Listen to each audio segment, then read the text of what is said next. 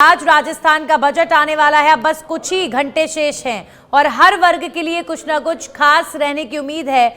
युवाओं, किसान और उद्योगों पर सरकार का खासा फोकस रहने वाला है।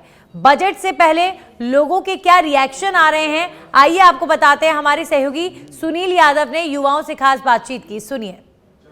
कल भजनलाल सरकार का पहला अंतरिम बजट पेश होगा और इस बजट से हर एक वर्ग को खासी उम्मीद है, क्योंकि बजट पे ही उम्मीदें टिकी हुई होती हैं कि किस तरह की सौगातें मिलने वाली हैं।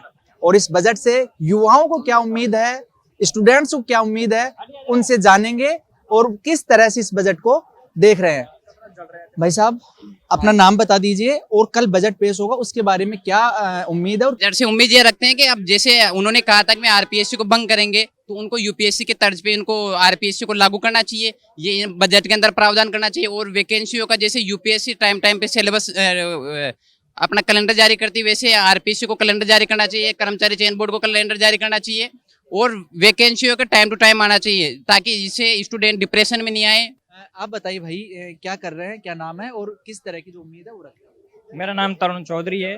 मैं एसआई की तैयारी कर रहा हूँ और मैं पहले तो सरकार से ये चाहता हूँ कि आपने पेपर लीक के लिए एसआईटी का गठन किया था।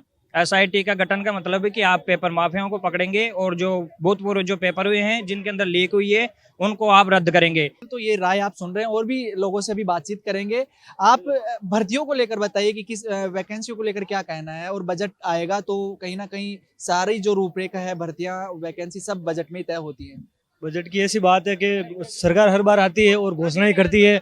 हमने दो तीन साल से तैयारी कर रहे हैं। हम 12th के बाद में हमने देखा हर बार बजट में घोषणा हो रही है, लेकिन कंटिन्यू तौर पे एग्जाम नहीं हो रहे प्रॉपर, जिसके तरीके हम मानसिक और आर्थिक रूप से क्षतिग्रस्त हैं। और देख लो, हर बार यहाँ पे आत्महत्या जैसी घटनाएं हो रही है। और हमें सरकार अगले आने वाला आगामी बजट में हमें पूर्ण आशा है कि बच्चों को, मतलब विद्यार्थियों के लिए अनुरूप बजट हो और साथ में समय पर भर्तियां निकले। और जो भी एसओजी गठन की गई है और जो भी इसके लिए टास्क फोर्स गठित की गई, उसका मतलब प्रभावी ढंग से वो कार्य करे और निष्पक्ष रूप से भर्तियों की एग्जाम करवाइए। तो इससे पहले स्टूडेंट्स की राय जानी, क्या इस बजट को लेकर स्टूडेंट्स का सोचना है। और अभी हम करेंगे व्यापारियों से बात, क्योंकि बजट से व्यापारियों को भी उम्मीद रहती है। अंकल जी, अपना नाम बता दीजिए। जयवीर यादव। इस बजट से किस तरह की उम्मीद है जो आप रखते हैं। हम ये चाहते हैं भी एथिकल दवाइयों और जेनरिक दवाइयों पे टैक्स कम हो जाए, जिससे गरीब जनता को दवाइयों में राहत मिले, इलाज आसानी से हो सके। और क्या है, और दवाइयों पे इस तरह के जो टैक्स कम होंगे तो आम जनता को ही राहत मिलेगी और साथ साथ जो मेडिकल उद्योग से जुड़े हुए लोग हैं उनको भी फायदा होगा। बिक्री बढ़ेगी और गरीबों को राहत मिलेगी। एक तो टैक्स में रिबेट होनी चाहिए, उसमें इनकम वालों को भी। और ये जो जीएसटी वगैरह चलाया है इसका बहुत ज़्यादा है ना, क्लियर नहीं होता है ये। दूसरे जो पब्लिक है, पब्लिक को मेन है ना बिलो पॉवर्टी वालों का ध्यान रखना चाहिए और उनका पेपर वर्क है ना इजी होना चाहिए, जिससे कि वो अनपढ़ ज़्यादा होते हैं तो उनका काम इजीली हो जाए। योजनाओं का जिक्र है ना, इजीली होना चाहिए, ये फ़ायदे मिलने चाहिए। और किसको फ़ायदा मिल रहा है वो फ़ायदा उसको पहुंचना ज़रूरी है, जबकि उसको पहुंचता नहीं है। वो जिसकी संख्या ज़्यादा होती है या तो वो ले जाता है या अप्रोच वाले ले जाते हैं। रियली में जिनको मिलना चाहिए, नीडी लोगों को नहीं मिल पाता है, क्योंकि उनको एक तो इतना एजुकेटेड नहीं होते, और फिर जहाँ पे भी कुछ कैंप वगैरह लगते हैं उनकी डिस्टेंस ज़्यादा होती है, वो इतना पैसे खर्च करके और सब कुछ है ना जा नहीं सकते। तो प्रदेश का बजट है, भजनलाल सरकार का पहला बजट है। ऐसे में प्रदेश की जनता की जो राय है या उनकी जो एक्सपेक्टेशंस हैं वो सुनना सबसे ज़्यादा महत्वपूर्ण है। और साथ ही साथ चर्चा भी करेंगे। अब से बस कुछ ही घंटों में बजट पेश होगा, लेकिन ये बजट किस तरीके का रहेगा और ये सरकार किस सेक्टर को प्रायोरिटी दे सकती है, किस वर्ग को प्रायोरिटी दे सकती है, इस पर हम चर्चा करेंगे। लेकिन उससे पहले सीधा चलते हैं लोकेश के पास। लोकेश तमाम लोगों के साथ जुड़े हुए हैं, प्रदेश की जनता से लोकेश जान रहे हैं कि आखिर इस बजट से उन्हें कितनी उम्मीदें हैं। लोकेश।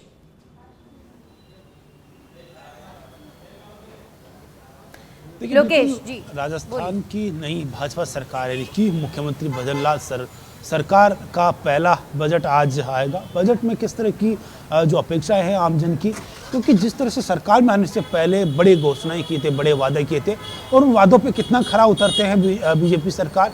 और आज वित्त मंत्री दिया कुमारी अपना बजट पेश करेंगे। हमारे साथ हम चर्चा भी करेंगे। शहर के हम ऐसे क्षेत्र में, ऐसे जगह मौजूद है जहाँ कई जो लोग हैं वो यहाँ मौजूद हैं, उनसे बातचीत भी करेंगे कि किस तरह का बजट है। तमाम चर्चा के लिए जो जयपुरवासी मौजूद है। सर, बजट आज पहला बजट आ रहा है, क्या उम्मीदें लगाई जा सकती है कि जिस तरह के वादे किए गए थे भाजपा सरकार में आने से पहले, उन वादों के ऊपर खरा उतरेगी? किस तरह की उम्मीदें हैं? देखिए, पूर्ण उम्मीद है कि आज माननीय दिया कुमारी जी जो बजट पेश करेगी, राजस्थान की जनता के हितों के साथ बजट होगा। मेरा मानना है कि बजट सह पर निर्धारित बजट होगा। सुरक्षा, सड़क, स्वास्थ्य व शिक्षा से जुड़ा हुआ बजट होगा। जिस प्रकार के वादे हमने किए थे, उन भारतीय जनता पार्टी बनने की सरकार बनने से पहले माननीय भाजपा ने किए थे, वे सब वादे खरे उतरेंगे। मुझे ऐसी अपेक्षा जनता के साथ मिलकर के है। मेरा मानना है कि चाहे पेपर लीक की बात रही हो या महिलाओं की सुरक्षा की बात रही हो, हर दृष्टिकोण को इस बजट में ध्यान रखा जाएगा। और ख़ास तौर से जिस प्रकार के सड़कों की स्थिति गांव से लेकर शहर तक बदहाल है, उस पर विशेष ध्यान होगा, फोकस होगा। मेरा मानना है कि इस बात में फोकस विशेष रूप से सफाई पर भी होगा, क्योंकि स्वच्छता भी एक बड़ा मुद्दा है। और स्वच्छता को लेकर लाल किले के प्राचीर से प्रधानमंत्री घोषणा कर चुके थे। उसके बाद राजस्थान में स्वास्थ्य सेवाएं और सफाई व्यवस्था सब कुछ चरमराई हुई थी। उन सबको मुझे लगता है कि इस बजट में ठीक ठाक करने का प्रयास दिया कुमारी जी करेंगे। जिस तरह से इन्होंने कहा कि शिक्षा, स्वास्थ्य, सड़क और सुरक्षा को मुद्दों को लेकर बजट होगा, क्या लगता है स्वास्थ्य में जिस तरह से कांग्रेस सरकार ने 25 लाख का बीमा जैसे वादे किए थे, क्या इस बार भी इस बजट में कुछ ऐसा नजर आएगा, या फिर जो केंद्र की योजना है उन्हीं को धरातल पर उतारने का काम किया जाएगा? आना चाहिए। जो पहले ही जब सरकार बनी उससे पहले वादा किया था, उसमें भी यही कहा था कि पुरानी जो सरकार की जो भी योजना है उसको बंद नहीं करेंगे, नई और लागू करेंगे। हाँ, हो सकता है कुछ योजना ऐसी जो हवाई थी वो बंद हो सकती है, बाकी अच्छी योजना जो थी वो लागू रहेगी, नई भी काफ़ी योजना और लागू होगी। इस टाइप का ये बजट आएगा। क्या उम्मीद करते हैं कि और अधिक बेहतर राजस्थान के विकास की दिशा में ये बजट आएगा इस बार? सर, अभी तो यही कहूँगा कि जो कुछ योजनाएं पुरानी थी वो तो जारी रहनी चाहिए। जैसे पट्टा वितरण जो चल रहा था उससे काफ़ी लोग लाभान्वित हो रहे हैं। ऐसी चीज़ें जो हैं वहाँ, नहीं तो आदमी बेचारा कॉमन आदमी तो उसमें फंस जाता है आवाजाही में ही। और विकास की जहाँ तक बात है, भाजपा सरकार पे पूर्ण विश्वास है। मोदी जी ने वहाँ डेवलपमेंट किया है, जहाँ जहाँ नहीं हो पाए तो यहाँ भी करेंगे। स्वास्थ्य के नाम पे कितने शौचालय बना दिए, मेरे को तो गिनती भी नहीं है।